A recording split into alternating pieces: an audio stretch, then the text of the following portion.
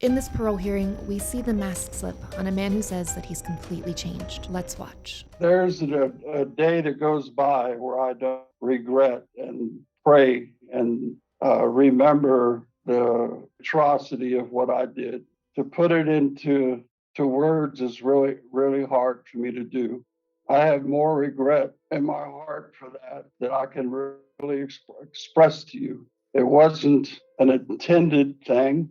It was a thing that just. What do you mean it wasn't intended? I mean, this went on for years. It wasn't something that I planned to do. It wasn't something that, oh, I'm going to do this to my daughter. No, there's things. But it went on for years.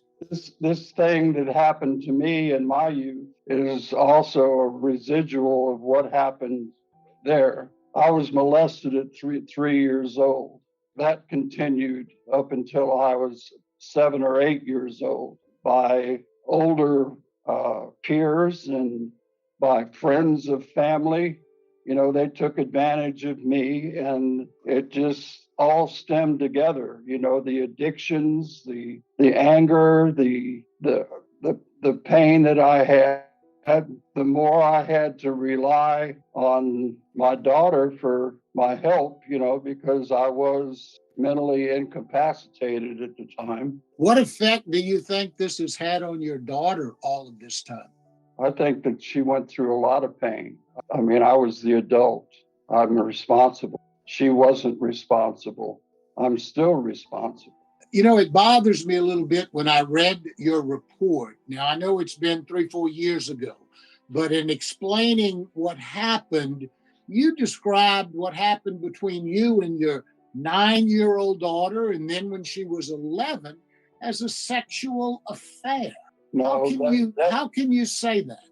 That shows a word that I chose to show the delusion that was in my mind at the time that it was happening. It wasn't reality. I know that, but I didn't know how else to explain it. It was a delusion that I felt that wasn't true. That'll never happen again. I'll never be in that frame of mind again. That person is gone. That person doesn't even exist anymore. The day that I accepted and received Christ as my Savior, and I left all that at the cross with Him, I'm not dragging that back. I live my life for Him and my daughter and a future that could be built on. There's nothing you can do about what I'm about to tell you, but you do have opposition from law enforcement. Victim opposition is obviously there. Is there anything that you would say to your daughter today if she were listening to you? Well, yes, I'm very, very, very sorry for what happened. And I regret it every day. If there was a way that I could change it, I would. As far as I know, in the communication, that she has no opposition for my release. Matter of fact, I was informed that she wants me to be released. But don't you think it would be harmful to her for you to be released? Harmful to her? Mm-hmm. Mentally, psychologically, emotionally, in light of what you've done to her? No, because that person doesn't exist anymore. For her, he does. Where did you get the idea that she was in favor of your being released? Communication with family members. What family members told you that she was in favor of your getting out? And what was their relationship with her? Uncle. Your stepson was also a victim. He suffered at your hands from regular beatings. Do you have a son? I have a son, yes. John Davidson. Yeah, well, he's the one. He's the one who said that he was, brutalized, beaten regularly. Regularly, he was only with me for a while his mother was doing other things. Okay, at this time, Mr. Stoops, anything you'd like to say to the board before we vote? All I can say is that the person that you're reading about and the person that I am today is not the same. I've gone through a lot of changes. I've gone through a lot of programs with a lot of help from the professionals available here and at Rayburn. And with their help and with God's help, I've changed. I'm not that person anymore. My mind doesn't even function the same way that it did before. Before, I couldn't even answer your questions. I was very, very introverted. I'm not that way anymore. I'm open. I try to answer the best that I can. I'm kind of taken aback by some of the things, but I'm trying to be as open and honest as I can. If there's anything else you want to ask me, I'm free and willing to answer anything that you have. I just get the impression that you don't understand the significance of what you did to your daughter. You answered my questions, and you talked about you. Very little was said about your daughter. And it certainly was said like, well, when that happened, you committed a horrible crime against this young woman. It has ruined her life. I don't think you seem to understand that. I don't know where you got the idea that she wants you out. That's not the impression I have. Stepdaughter doesn't want you out. Your son said he wouldn't mind you being out, only so you could see how well he's done without you.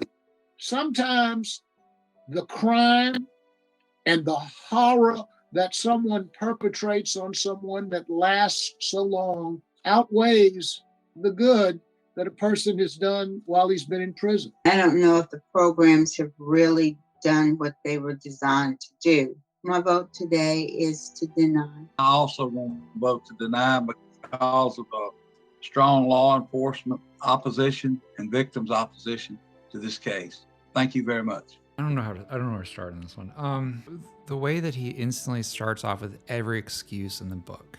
I was mentally ill. I was relying on my daughter while I was mentally ill. I was having issues with alcoholism.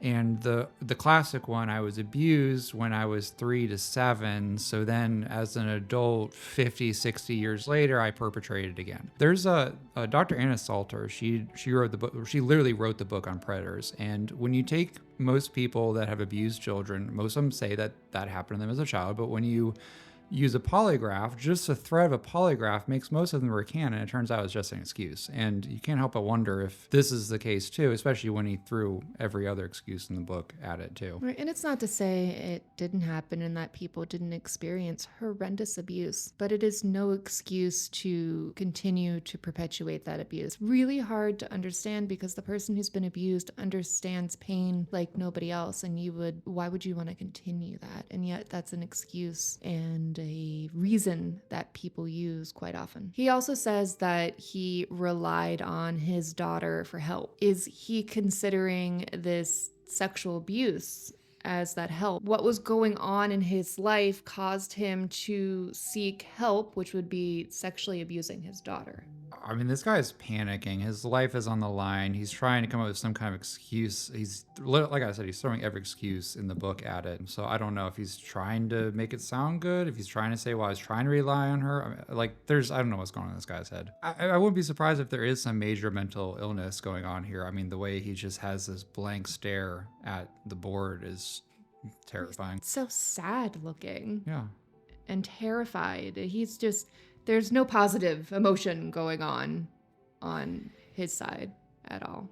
And you can see that he's in a very vulnerable position, but at times he also does. You see his mask slip sometimes. So what gets me was when they call him out on using the term that it was an affair with his 9-year-old daughter, and he says, no, you misunderstand me. I was trying to explain the delusion that I was under. I'm like, that's the exact same thing. Yes, you were deluded and thought that you were having an affair, and you're trying to explain it using that word. That is the reality of it.